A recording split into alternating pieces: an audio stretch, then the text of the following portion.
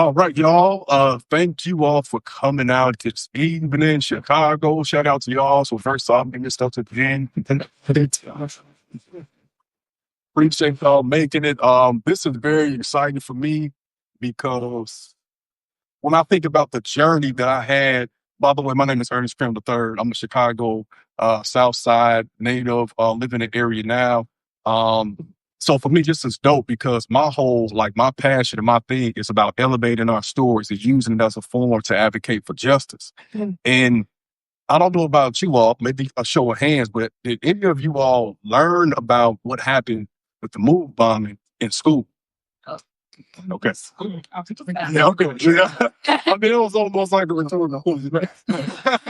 I knew, but I just wanted to see. Some of y'all went to a revolutionary school. So it's possible. I know for myself, like when I began to learn about our history, I can't pinpoint the moment, but I think I went down the rabbit hole. And I think the thing that surprised me about when I found out about the story was that it happened in the 80s. Because everything that we have been taught about, like, that, was the 60s, the 70s, and everything earlier. So I'm like, dang, and then to know that it kind of came from that same Black Power movement was really inspiring to me. So when I started making content, I came across the fact that they were using remains from the bonding, from his family at local universities. Like, correct me if I'm wrong, but like either on display or studied the human remains of his family that was lost. So, yeah, like this is recent. I'm talking 4 years ago is when I shared this story. And I believe that you saw the video and we kind of just like followed each other. And I've been inspired to just learn about what this brother has been committed to over the course of his entire life. I cannot imagine. I was telling one of my friends today, like, that I was doing this interview, and I was like, I just don't understand how this brother, like, whenever I see you, man, like, you and our brother Fred Hampton Jr., to know what you all have had to go through to be in this state and what you have had to overcome, and to still want to use your life as an example to inspire us all is inspiring to me. Because when you go through that type of trauma, bro, you could just say, I'm done. Like, you know what I'm saying? You've lived the life. Yeah. So with that said, if you have not gotten this book yet, you're gonna need to get this by the time we leave. We're gonna leave some time for questions at the end, and we're gonna need you to get a couple copies for your friends and them, because like we said, nobody learned this in school, which means your friends probably don't know. I can still talk to people today that don't know about this, and it's been 40 years this year since the move on. All right. So my brother, Mike Africa Jr., let's give him a hand, y'all. So Mike, I told the story about how we met, but I think it's important too, because you have a long list of, personal and communal accomplishments. How would you introduce yourself or describe yourself to this audience? My name is Mike Africa Jr. I'm a revolutionary. I'm the son of 2 political prisoners who were arrested after being assaulted. And 5 weeks later, I was born in a jail cell. And I've been on the move ever since. Yeah, we can do it. All of you snap this for each other. We can snap to that. So I would like to start this with, I think one of the things that could be alarming to people is, when I heard this fact, it reminded me of one of my favorite artists of all time, Tupac. You were born in prison. Yes, sir. You were born in prison. Yes, sir. And you spent your life trying to free your family, your parents, brother. And this is something, again, that's still fresh. So in terms of like the advocacy for it, the release and everything, can you tell us a little bit about like your earliest recollection of, just growing up as a MOVE member, when you were told about your experience, being born in the prison and your parents and just the whole movement? Yeah, so when I was a kid, I was born in the late 70s, but I grew up in the 80s, which was the hardest time to be a MOVE member. And I'm 5, 6, 7 years old. And I knew that I was a MOVE member. I knew that MOVE was different than other people, because long before locks became popular that you could see in every sporting event, MOVE had dreadlocks. And this is before Bob Marley became a global icon in the way where people could see him like this. We hadn't seen Whoopi Goldberg and Jumping Jack Flash yet. So it was like new to people. If you saw movies, if you saw dreadlocks in Philly, you knew it was Moon in 1980s. And so I knew we were different. We ate raw food. Tabitha Brown hadn't made any cookbooks yet. We didn't see nothing with June. There was no such thing as raw food restaurants. You know, when you traveled, if you wanted to eat your raw food, you had to bring it with you. You know, so while my friends in the neighborhood are eating candy now and laters and Tootsie Rolls, we eat raw sweet potatoes and raw peanuts, you know. And so I was always aware that we were different.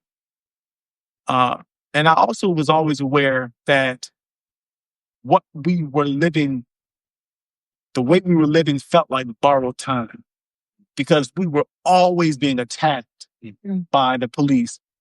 Neighbors didn't like the smell of garlic. They didn't like dreadlocks. They thought we were Martian. They used to call us the mop heads. They used to, it was horrible.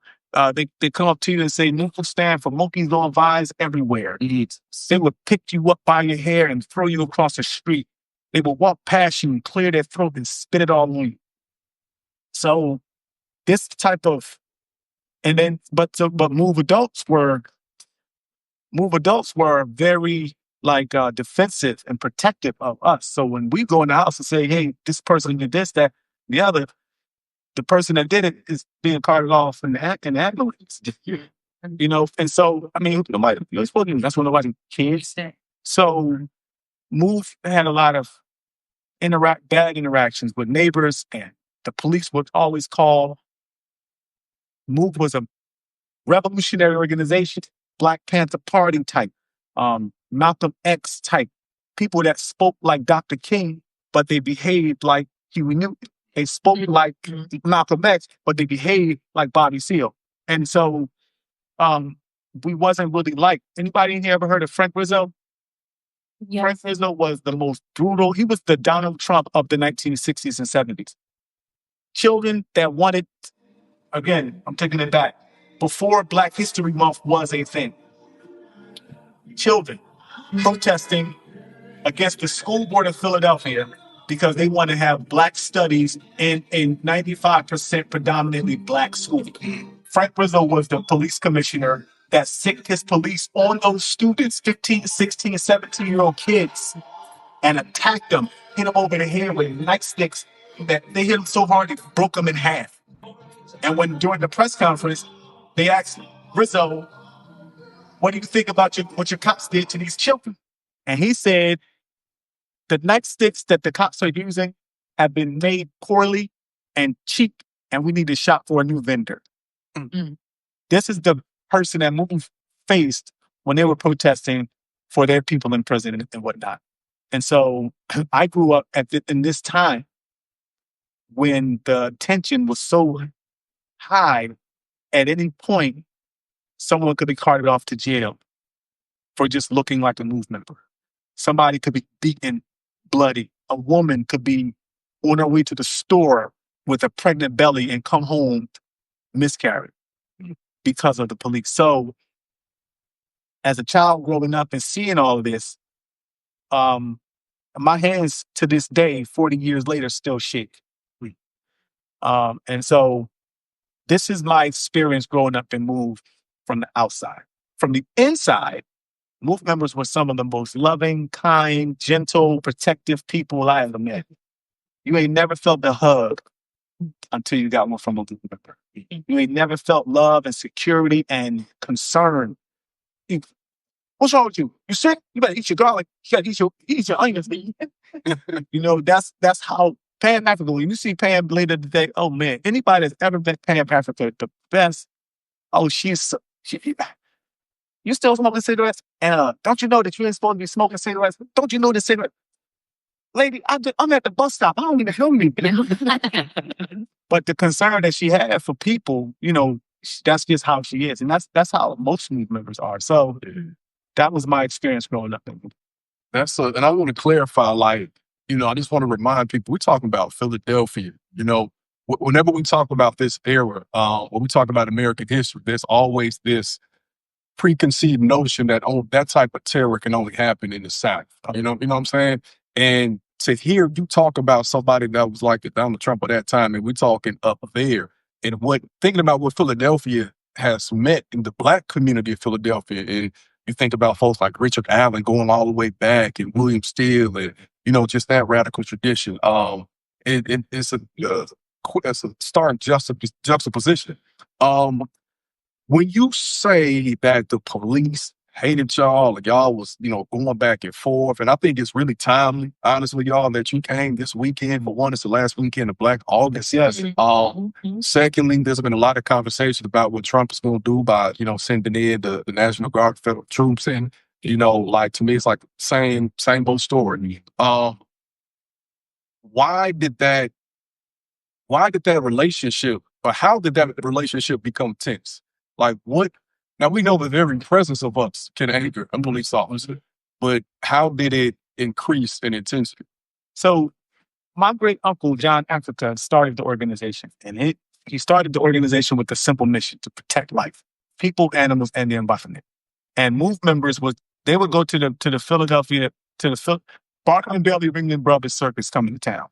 And MOVE say, well, listen, if you can understand that Black people don't want to be shackled and chained and put on auction blocks, you should be able to understand that Tigers don't want that either. The same mentality that forced them, that got them to do that to Black people, is the same mentality that got them to do that to Tigers. You think Tigers are born to jump through rings of fire? So he would tell us, the circus owner, if you think it's okay and cute for a tiger to jump through rings of fire, bring your wife out here and make her do this. That's not right. The animals were not made to be brought from the jungles of India and prodded and stuck with electrical rods and steel spikes and starved and intimidated to be made to jump through rings of fire. So if you think it's okay, bring your wife out here. Right? And so the sector started losing money, because MOVE members would say, look, if you support the circus, then you support your own slaves. Because the same people that own this Barnum and Bailey Circus own the Philadelphia Zoo, and they own the prisons too. So, so people started, okay, I can feel that. I'm gonna take my kids somewhere else. Now, money is being lost. So now the circus called the cops. What are the cops doing? Cops don't protect and serve the people. They protect and uphold and support this industry, this system. And so when they came, they didn't attack the circus owner for making that tiger jump through the ring of fire. They attacked MOVE for talking about it. So MOVE said, you got fists. What you think we got? Think we ain't got those? Think we're not hit those? You hit me, I'm gonna hit you back. I'm not Dr. King. We don't turn the other chief. We don't believe that we need to assimilate with you either. Right. You come at us, we're gonna come at you just as much or harder. One cop attack MOVE, every MOVE member there would attack that cop. And so that everyone trying to hear that. Ain't nobody trying to hear that. So he said, how many MOVE members you got? Because we got 500 cops. And they came. And so MOVE said, we rather die on our feet, live on our knees. So come on with it. So this is years of controversy. And eventually on August 8th, 1978, them 500 cops came to MOVE's house. They shot tear gas, water cannons. You see that young pretty lady with the white glasses on right there? Her daddy, over Africa, was in that basement with my parents. And I'm telling you, if you saw the beating of Rodney King, you have never seen a police beating. Of all the beatings you've seen, with the George Floyd, with what happened to Ahmaud Arbery, Freddie Gray, you have never seen a police beating like this. They kicked him so hard, they lifted him up off the ground in steel-toe boots. Mm. That's after he was shot in the chest with a shotgun. They broke his jaw with the rifle butt.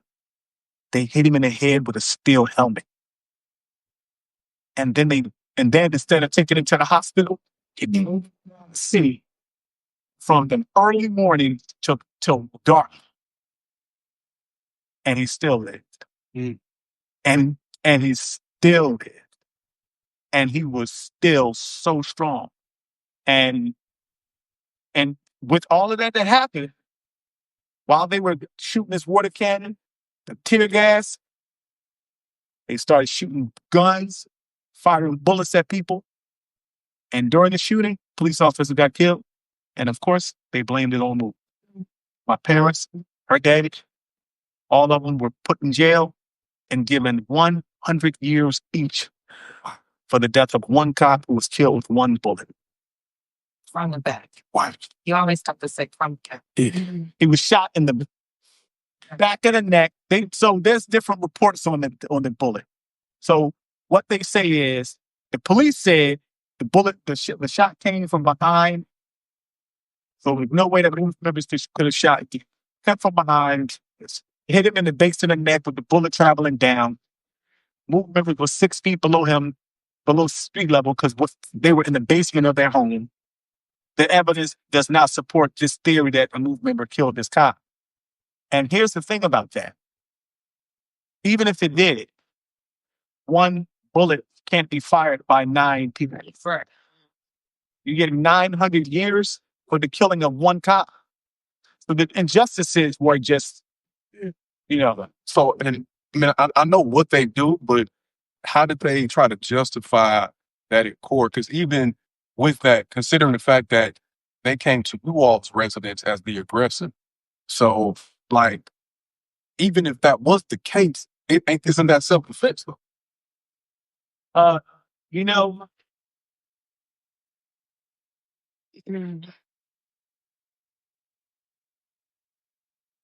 This is one of those things where damned if you do, damned if you do. It don't matter. They self-defense, yes. Yes, it would be considered self-defense. Is there self-defense for Black people? But is there self-defense for Black people in America? Mm. You don't have to be, John Africa said, you don't have to be guilty of committing any crime to be arrested and accosted by the police. You just got to be a villain. And so, self-defense was a powerful argument. They could argue self-defense. Some of them wanted to argue self-defense, even though they said, I didn't even pull the trigger. But we believe in self-defense. Or innocent, right? You talked about the revolutionary spirit of Philadelphia, right? Mm-hmm. I think that revolutionaries are made, they're not born. Somebody realized that there's a problem and we got to do something about it. And the harder you beat us, we like the sound of a drum. The harder, the louder we become. So just as racist as the fascism and those people are, you're going to have equal level of revolution coming from this side. And Mumia Abu-Jamal is one of the people from Philadelphia, radio host, journalist, who was talking about the injustices within Philadelphia. And same thing. No evidence to prove that he's guilty, but a cop was killed during the time he was out, and they blamed it on him, right? Because they want to stop the Black voice, just like they banning Black books. So, arguing self-defense, yeah, I mean, it's a good point. We don't get justice no matter what. Right. So, in terms of the MOVE organization and, even John Africa, I'm curious now, what, I'm trying to step away from saying radicalized, because I think, like, in this country, to say that you should treat people with dignity is to be a radical, and through that lens, Yeah, right? Oh, yeah. The same self-defense is violent. Oh, man, that's violent. Yeah, to say that people deserve equitable treatment, should be able to determine their destiny, whatever. Like, so what normalized John Africa? Because we know he was a veteran, he was all these different things. What was the moment that he said, "Yo, this is what it has to be as a revolutionary? Then also, too, how did he begin to learn and become more conscious of this? You know, that's a good question. So, and I go into great detail about his journey. John Africa's mother, my great grandmother, she was a homemaker, and she had 10 children by the time she was 41 years old. And she had a job at Atlantic City. This is so long ago, air conditioning was new.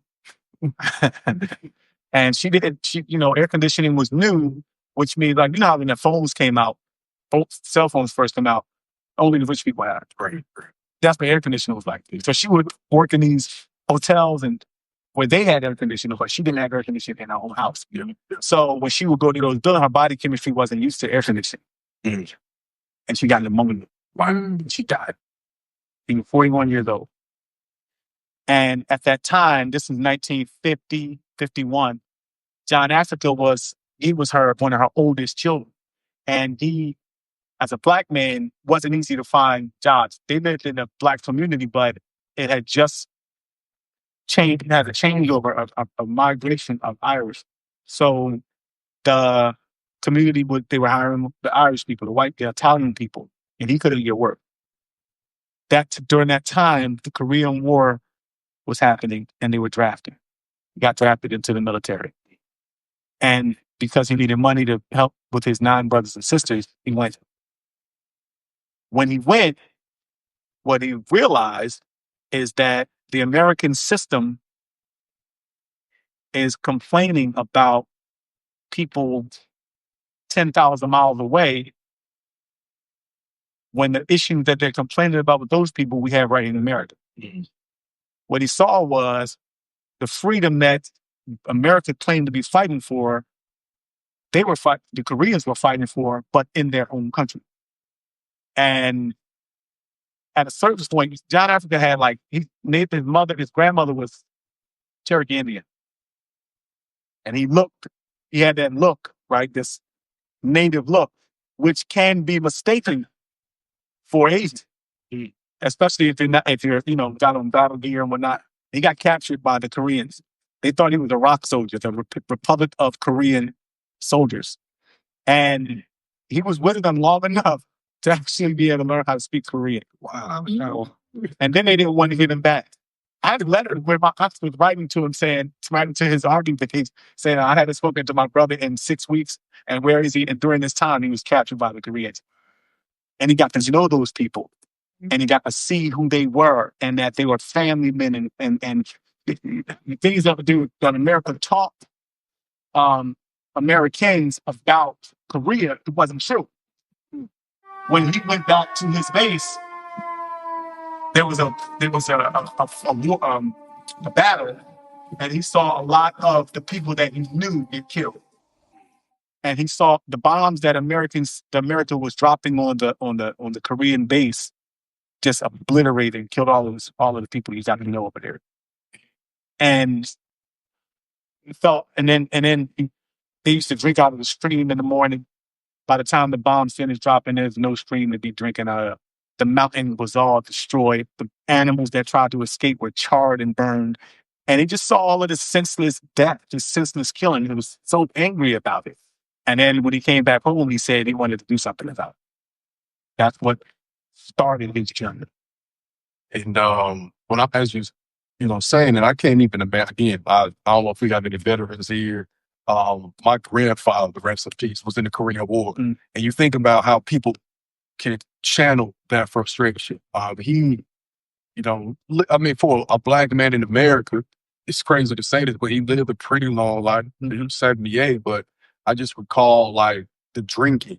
And a lot of that stemmed from, that time period. So it's interesting to me to see that, again, that correlation of him taking that frustration on and saying, in terms of, the external way, I gotta find a way to transform this, our community based on the tragedy I saw there. So from that point, what became the first step then? Like, because you say they started even with the protests and zoos and things like that.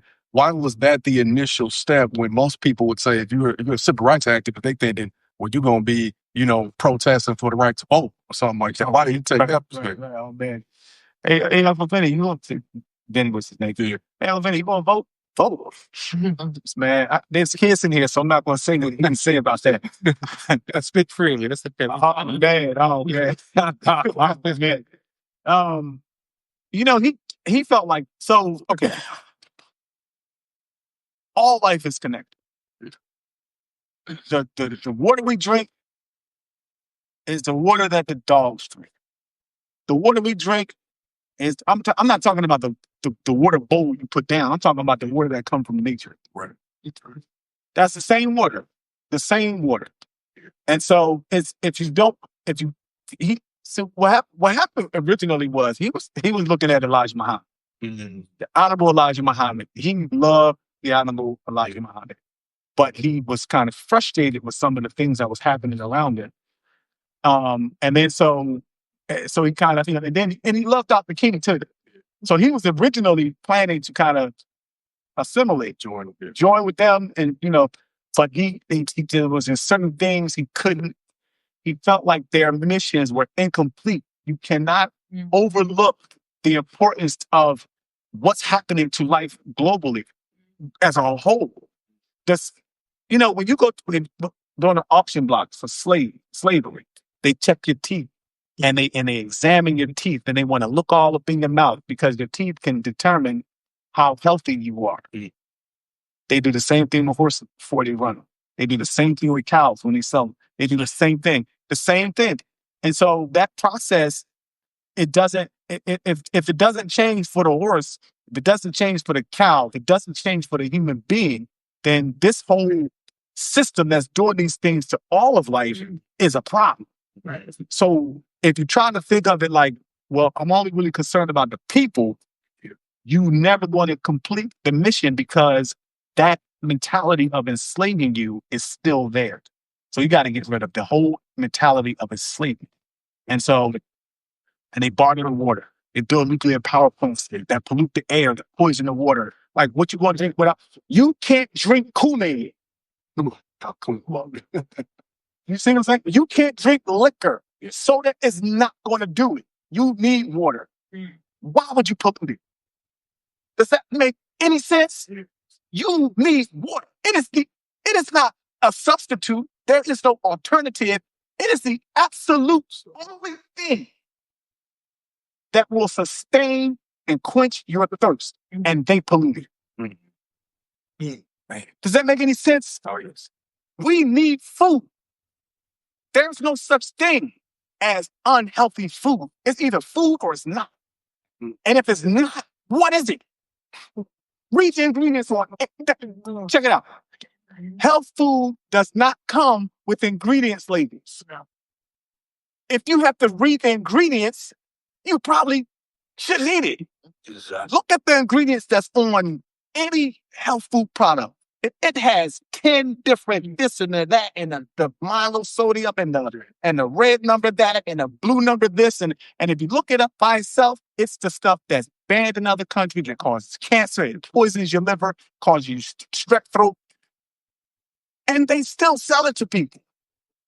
And they say things like, well, this is approved by the FDA and the EPA and so on, so on, so on, so. Well, of course they're going to approve it because the industry gave them a bunch of money to approve it. They don't care how much it makes you sick, how it causes obesity problems, how it causes high blood pressure. And so John Africa was like, man. Yeah. Forget that. We're going to stand up against it. That's why it's even raw food. Yo, pal. Hey, my speech. How you feeling? Pretty good. Since you give me it's some more, but it's coming. So John Africa saw a prophet. He said, I want to do something about it. And then when he started writing it down and he started recruiting people. No, the original members of the organization didn't join because they wanted to really, free the animals. They joined because John Africa was also kind of like a miracle worker in the sense that he cured people of things like people that had bats. He told them what to do. Stop eating that junk and eat some apples. Yeah. You know, exercise more, and then that back is cured. It's not a miracle. That's you just eating the right thing now. What we used to do. So, you know, that's how it kind of got started and evolved. And eventually, once people started realizing that this thing about nature, this natural way of living, this exercise, this raw food, it works. I'm talking about people that went to every doctor they could find to help them with fertility issues. Down Africa say, well, just eat this and that and do some exercise. And now they have babies. Every 2 years, they got another baby. So people were just they were respectful of that, but they were like also like it helped them. So he wanted to be a part of it. So and the approach that he was taking too, because I'm thinking back to the example you said with the zoos and the circus, he's extracting money in so many different ways. Oh man, because then he taking money from the doctors, right? They want us to be sick. I was born in a jail cell. 2 years before that, my mom gave birth to my sister at home. Before doulas became the popular, you know what I'm saying? John Africa was encouraging the women. He said women been having babies since when? Hospitals are new. You need the hospital for it. I mean, if you need the hospital, you need the hospital. Right. But, you know, if you don't, why give them $30,000? Keep your money. Why let them shoot you up with a bunch of drugs that you don't really need and get your baby and you caught up on some stuff? You don't need that. So have your baby at home if you can. So they did. And once they saw the benefit of it, then they were encouraged by it. So yeah, a lot of money was leaving in the hands. He wasn't even buying it. They said, John, why don't you comb your hair? He said, if you breathe the smoke from the smokestack from the industry that make combs, I'll comb my hair. Beauty products. You appreciate Maybelline more than you appreciate God, especially to church goers. Man, you love God. Yeah. You need to love the creation of God. Stop wasting your money on that and recognize the beauty that you see when you look in the mirror. Man, Ain't no makeup. Ain't no lipstick, rouge. No way. We ain't doing that. You're beautiful. Recognize it. So, yeah, he was attacking the system on many fronts just by saying be natural. And it's to me, it's almost like a common sense thought and the way we used to be. But when you talk about the way we are in America, well, sense ain't common no more. But it is. Ain't common no more. You know, it used to be common. They used to say common sense for that reason. It was common. So sense is not common to people. You know, people they poison the air we got breathe. Do you have a replacement for that? Where is the replacement for the air when it's polluted to the point where you can't breathe? they're gonna sell it. So they're gonna sell it. They're gonna sell it. And when you can't buy it, right? What happens when you can't buy it? And then listen, the air that we breathe is also breathed by the people that poison the air. Right? Now they can charge up the prices all they want and make it where we can't even afford the oxygen tanks. But now what happens when we say, well, you can't fight?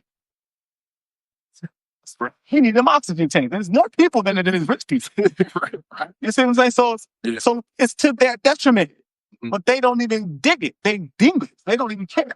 So, you know, just being able to move, learn this, and like, we got to attack this idea that have people thinking that it's okay to destroy life. All facets of life. You got me thinking about, I think I saw something that said that in Flint, they just finished repairing those lead pipes. You know what I'm saying? I think that's more than a decade. A decade after we became aware, you know? I just saw a story in the Chicago Sun-Times about how in Chicago, Black and Latino folks here are more exposed to lead pipes too. And after Flint, like a lot of other stories came out, but people really didn't pay attention to it. But like that type of stuff is still happening on so many different levels. Oh yeah. So now what I'm thinking is like, so So he has this normal approach, which is labeled as radical. Oh yeah. To helping all life, and he's gaining, attracting different people, and he's starting to grow. And you talk about the protests and things like that. So when you were a child, what was it then like for you to be a member of Move in your community? Was it just the police that had this view, or was it just like everybody in the immediate community, black folks, white folks, or how was that? What's view? Oh, in terms of like looking at you all as if you were strange. Oh yeah. No, we didn't see each other as strange. Yeah. No, we fine. We normally strange. Oh, yeah. I was out there did 20 push-ups. They couldn't do it. I say, wait a minute. What's up with that? Are we eating watermelon? What's that? Y'all eating candy? Man, something wrong with that. Let me get a piece of that candy over. That candy's sweet. Growing up in Move, we had so many look, Pan Africa right here, y'all. This is one of the elders that had a hand in raising me ever since I was a little kid. So she one of the people that remember I said, the protection of people, and she's one of them. And so my experience from when I was 5 or 6 years old, my grandmother was one of the members. She was John Africa's sister, and she and a few other people left the organization. And she left. She took me with her. And in 1992, and we'll get to this other part later, but in 1992, Ramona Africa came home from prison after 7 years, and the day after she came home, she came to my house and got me. And I went back with her and got back and moved. I always moved members for me from as long as I can remember. My earliest memories of Move members. And then it was some of the most kind, warm, protective people. They weren't pushovers. Oh, no. Don't confuse kindness with weakness. They're not pushovers. But that's how they work with us. But we're their kids, so But with the outer community, listen. Our members, the Move members, went to prison because of this trumped up charge of this police killing. Move members were angry about this injustice. Delbert Africa was beat so bad he had a bullet in his chest. He had broken jaw. He had a cracked skull. He had broken ribs. He had been beat. His testicles were the size of grapefruits after they finished. They drove him around, and that was caught on camera. Not one police officer gets 1 minute in jail or in handcuffs or in a police car or in an orange jumpsuit.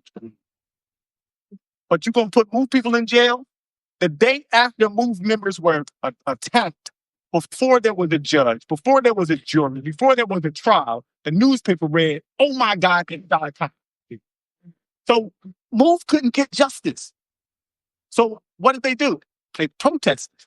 They got on bullhorns. They went in the community. They talked to people. They knocked on doors. They made people aware of this injustice, and they demanded that people support the release of their brothers and sisters. And they did that because, listen, Moving just started in 1972, but black people have been beat and killed and slaughtered and raped and enslaved since 1492. So it's not just us that's out here. It's not just Move members that are in jail. It's just non-Move members in jail. It's 200,000 people. So help us. Right. So the community, a lot of community members got involved. A lot of community members. That's business. Busy? Okay. A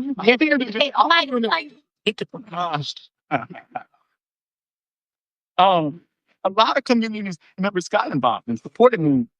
And so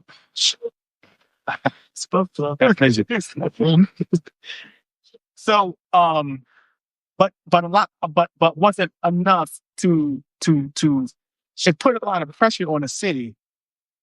And after Rizzo had been in charge, and Move had so much pressure on the city to release the people, the city did this thing like they do. They decided to run a Black mayor, the first black mayor of Philadelphia. His name was Wilson Good.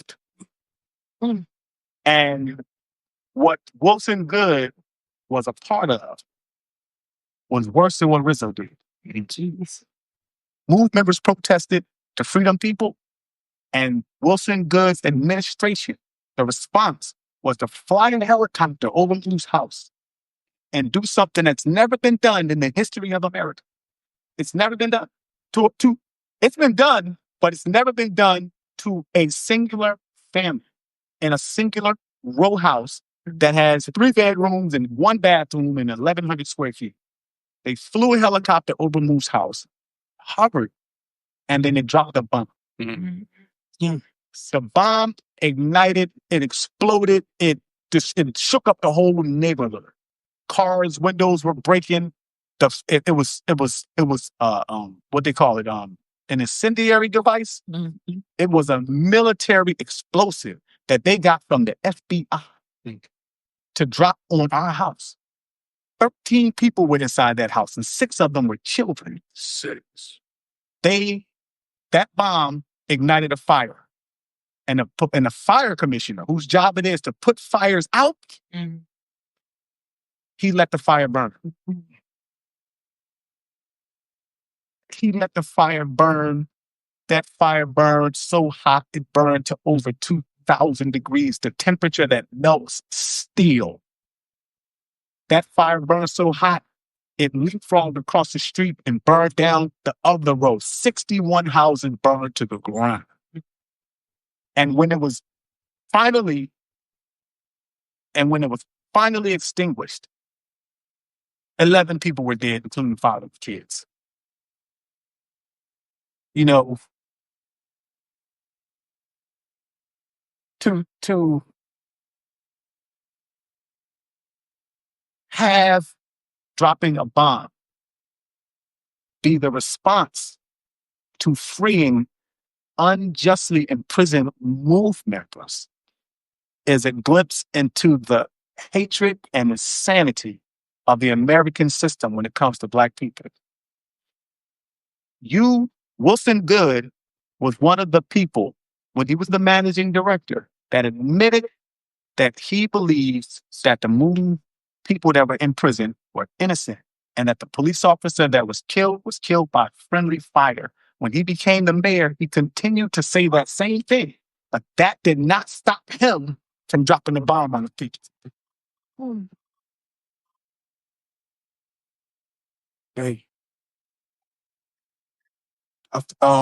as you were speaking, man, besides the fact that I know the story, but when I hear, It's hard to believe it's true.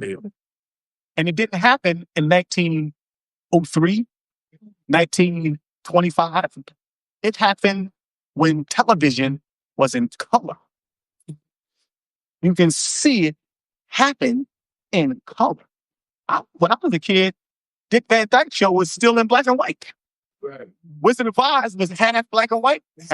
In 1985, there was still a whole lot of shows on television that were black and white. The August 8th confrontation that happened in 1978, the video footage that we have of that is black and white. Just 7 years later, things became more predominantly colored. That's the modern era. A bomb dropped on people in the modern era. So when I pulled up on you this spring, and I mentioned the neighborhood and the neighborhood where it happened, I remember telling him that I could, even without the address, I knew where it was because the whole block looked new. If you didn't know exactly what happened, if you were just using your common sense and just looking around, you'd be like, why this whole block different over here? And so, and also too, with that, you told me that you just so happened to be, I think, a couple blocks away or something like that. Like, when it happened. Well, I lived 4 miles away at my grandmother's house. Okay. But you could see the fire. Not the fire, you could see the smoke. Oh man, you could see it for miles. If you were in New Jersey, you could see it. If you were in Delaware, you could see it. That fire burned so hot. They let that fire burn for 11 hours. Days later, ashes were still falling from the sky. So what was even with that? Because when I started this, I told people how I shared a story about how UPenn was using, this using the remains of the children, right? Like, how were you all made aware of what happened to your deceased relative after that happened? After the bombing,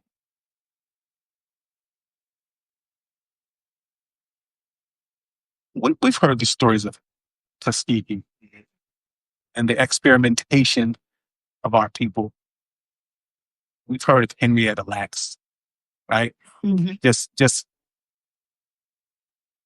stealing her cells, and they're not even complicated. After the bombings, medical examiners of Philadelphia's Penn Museum went to the site and they began to steal the remains of some of the people, pulling their bones out and taking them. They were supposed to be processing them for burial. Let me give you some example, some history on moon. When we were taught, when we were raised, all life is sacred.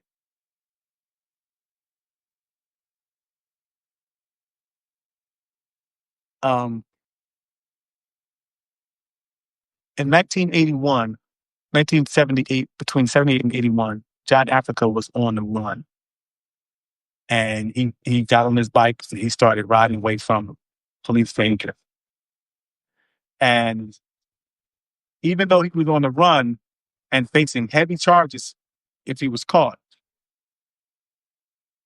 it didn't stop him from, as he was riding on his bike from Philadelphia to Rochester, New York, every time he saw a life in the road that had been struck by a car or truck, he took that life, the raccoon, the deer, the turtle, the rabbit, the skunk, and he put it in the grass so that it could have a proper burial, a proper resting place. That's how we were taught to be with strangers. Or move women, move men to be in prison unjustly. And while they're in those cages, learn that a bomb was dropped on their children,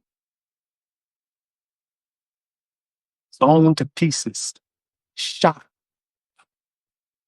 And then 40 years later, read a newspaper article that the Penn Museum stole their children's remains and used them as research material and fundraiser prompts. They made YouTube videos with their children's remains. No consent was ever given. They've never been asked about it, just stole their family's remains.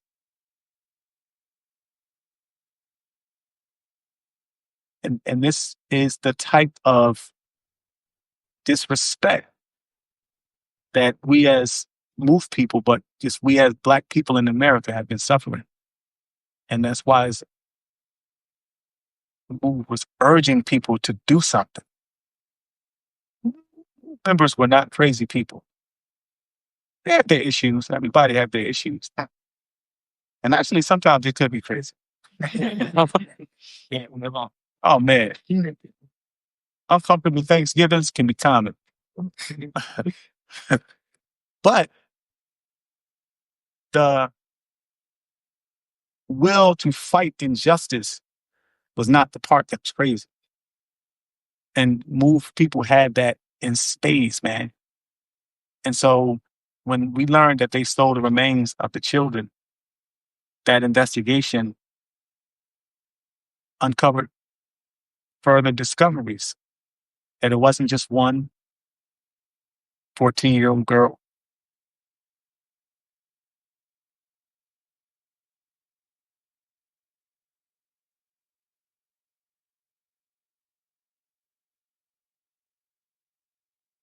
Take your time.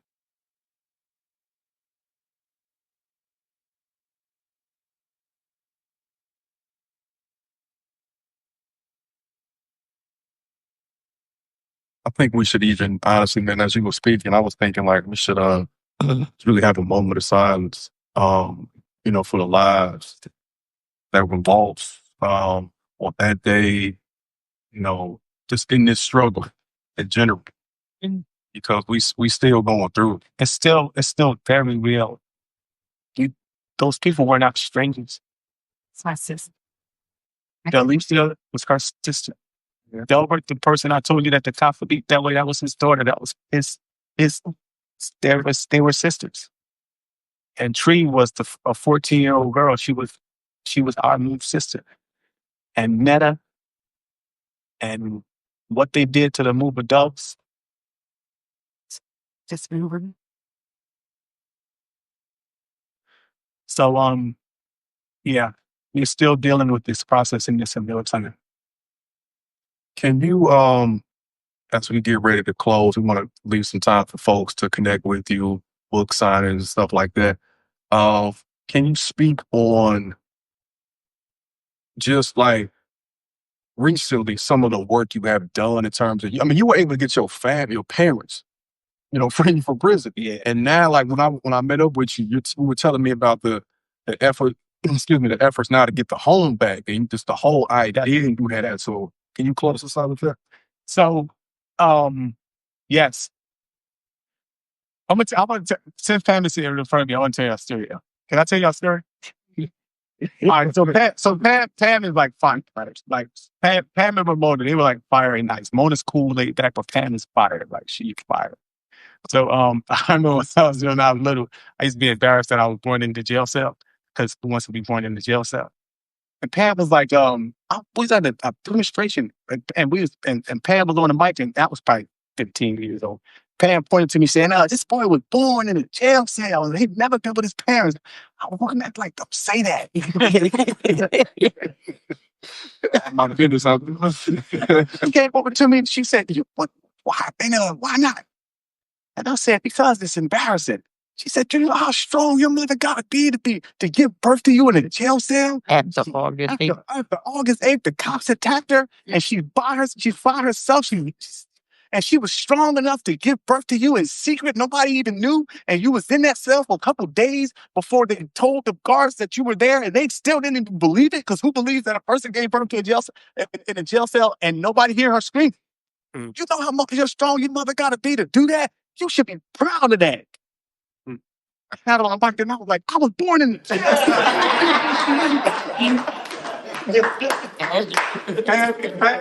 Listen, Pam is giving me like she come up with this information and like give you a different perspective and like looking at it different. So now it's confident. It's like, I never thought about that. So that's the kind of, when I say protect him, that's the kind of, do you know the insecurity a person can carry for something like that? But that's what I mean by protection. That is what they gave me. Psychological. Can I say this shit? The strength and the love that he experienced, the guards didn't know he was in there. This is a newborn baby. Mm. They cry. They cry. I did my part. They don't cry. They cry out. But the security and the love and the understanding of the activity that they were on, she was able to bring him through. With a guard sitting outside the door, because Sandra said, no. I've stayed outside the door. There's no baby in there. Yeah, I do. All the news media court. So get back to the okay, so my parents were in prison. The bomb dropped on our family. People were murdered. And that still didn't encourage the city to say, well, you know what? Let them out. I mean, their kids just got killed. It would take another over 30 years.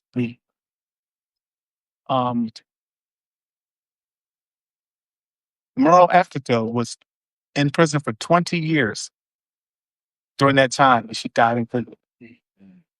And Phil was in prison for 37 years, and he died in prison too. And the other members were aging, and I'm telling you, I talked about the ingredients on the food. Food products go into the prisons marked with labels that say not for human consumption. That's the stuff they feed the prisoners. Delbert, Chuck, and Phil all spent years, many years at Dallas prison, and every single one of them died of cancer. So while, my parent, the rest of them, we're fighting, we're trying to get them out. And fortunately for them, we got to them in time. On June 16th, 2018, I picked my mom up from prison.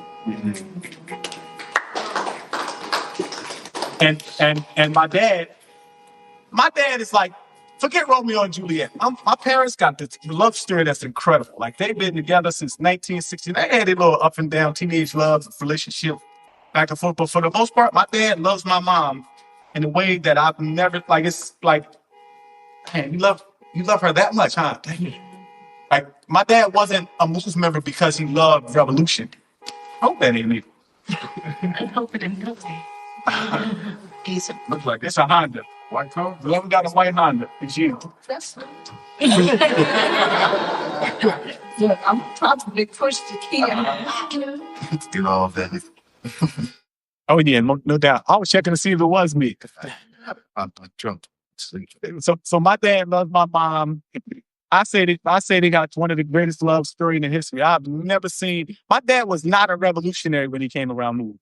He was not comfortable with dreadlocks. He was not comfortable with the revolutionary aspect of this thing, but he loved my mom, so he stayed. And 40 years later, after president, he stayed. Somebody joined her. Somebody else. It must be somebody. It's a white car. And she had to do it. The show must go on. Yes. So, when my mom came home, my Uncle Chuck, he called me. He said, Mike, your mom is home? It ain't going to be but a matter of time before your dad come home. Because he ain't letting your mom nowhere without it. 4 months later, I went to the prison and picked up my dad. 4 months later, they both spent about 40 years in prison. And 40 years, I'm telling you, is a long time to do anything. 40 years ago, we didn't know what Walmart was. The things that you see commonly, cell phones. They done passed CDs and mini discs, and they never. Stole your car? What? That's what that was. It just What? Oh, they were taking the spirit. if you're a loser, something that's awful. Don't I call my show on there?